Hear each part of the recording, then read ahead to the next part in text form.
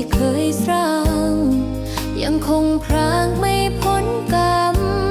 รักที่หวังกลับล่มจมในสายทานที่คืนคมอาภัพรักอาภัพใจ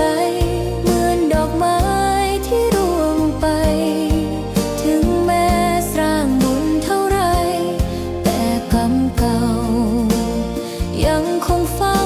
ผูกพันตัวน้องคงทำกรรมซ้ำรอยเท้าซ้ำที่ย้ำเดินเวรเก่าย้อนผูกบ่วงเชือกเฝ้าตามเตือนเป็นภาพเผชิญจะมีหรือชายผู้มันที่พร้อมยืน